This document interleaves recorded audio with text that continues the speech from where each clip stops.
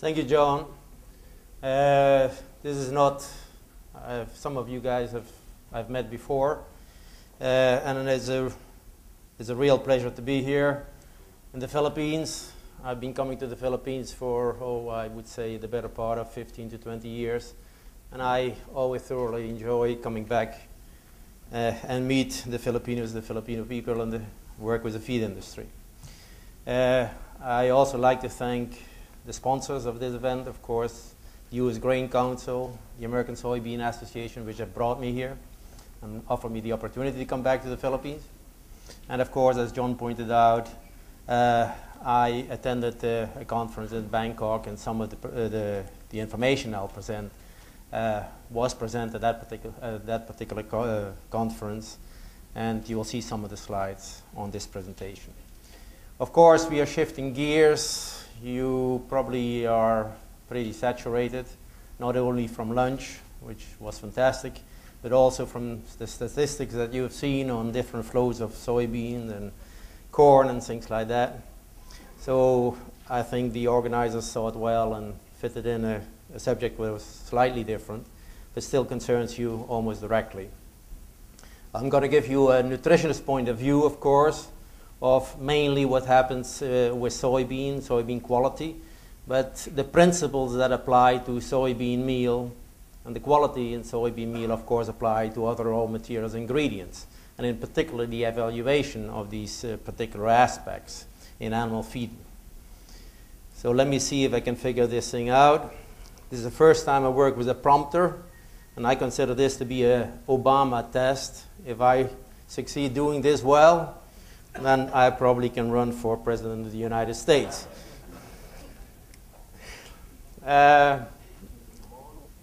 First of all, of course, there is a particular point that I like to make, the importance of ingredients in the feed industry.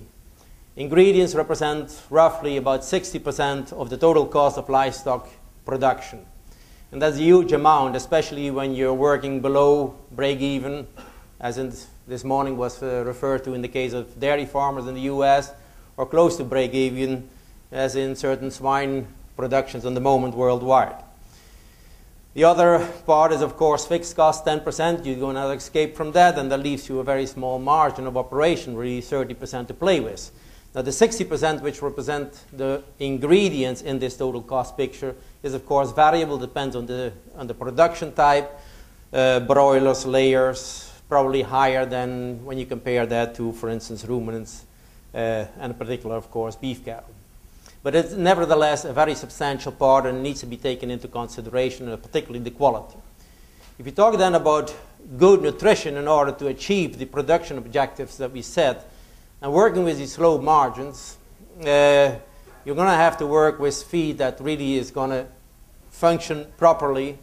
And so we need to supply a balanced amount of nutrients. The key point here is, the key word really is nutrients. We like to supply nutrients to our animals, and it needs to be done in an efficient way, low cost, in order to assure the profitability of the operation. That's basically what the dairy farmer and the feed miller is interested in, of course. And in order to do that, we need to work with good quality ingredients, and that's what I hope to demonstrate to you over the next 30 minutes, 45 minutes. These two graphs, not graphs, tables, in essence, point out the emphasis that need to be put on nutrients.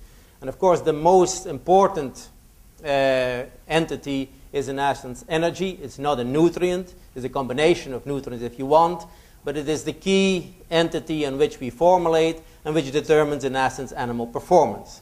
As you can see in these particular tables for broilers, and this is applicable across the board for all animal species, as you increase dietary energy, expressed in metabolizable energy or net energy, your performance will go up. Actually, it goes up like this. You increase dietary energy, your performance will go up, and your feed conversion will come down, or your feed cost will come down, depending on what the cost of that feed is. That applies across the board and at all stages of production. So energy is basically the driver in animal production and animal feed. Energy is not only the driver in terms of average daily gain and feed conversion, it also determines largely the quality of your end product. As is shown here, in the case of broilers, most easily shown, you have body weight here, carcass moisture, carcass fat, abdominal fat, or carcass protein. And as you can see, there is almost a curvilinear response to energy addition. So there is somewhere an optimum that you need to find. And that the optimum is not the same at all stages of energy. So here the producer can in essence select what type of quality bird, what type of quality pig he wants to produce and deliver, whatever the market demands. That is of course true for energy. It also applies to other ingredients, nutrients, in particular amino acids. And as you can see here, across the board again, as we increase nutrient density then, amino acids related to energy, you increase that, then we get a curvilinear response to live weight gain and an inverse response in terms of feed conversion. The problem which we have, of course, in animal production, that these two are not converging, or better said, plateauing at the same level. As you can see, average daily gain, we have a different level of nutrient requirements than for the lowest level of feed conversion.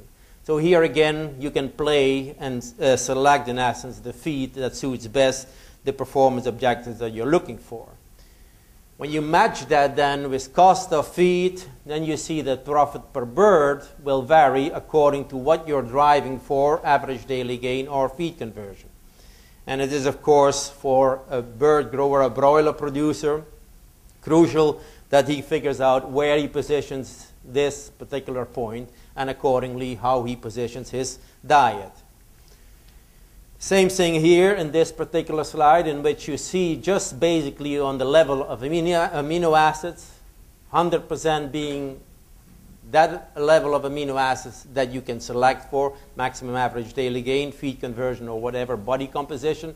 And as you can see, feed cost basically increases the linear, but profit per bird, for instance, increases much faster, especially when you start at relatively poor levels of amino acid inclusion. So a small improvement in amino acid supply gives you a big kick in terms of profit per bird. Your return over investment, of course, increases sharply.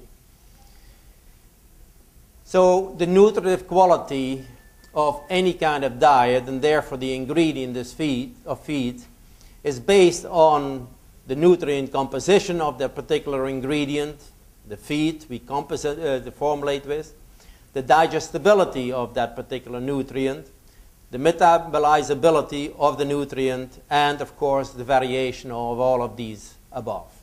Now, quite often, of course, we still meet a number of feed manufacturers that formulate with total nutrients, that is just the amount of digestible energy or amino acids. And what I try to point out here is that we should formulate with a measure of digestibility and a measure of metabolizability, because that is the only thing that the bird really can use and convert into meat, if you're talking about birds, of course, or the pig into meat, or the cow into milk. And as you can see, I'm showing that here, the net energy systems, as they are commonly used in swine production, for instance, they give you, for each individual nutrient, crude protein, crude fat, starch, sugars, and non-starch polysaccharides, a measure of digestibility and a measure of metabolizability. So that's how we estimate, in essence, the net energy.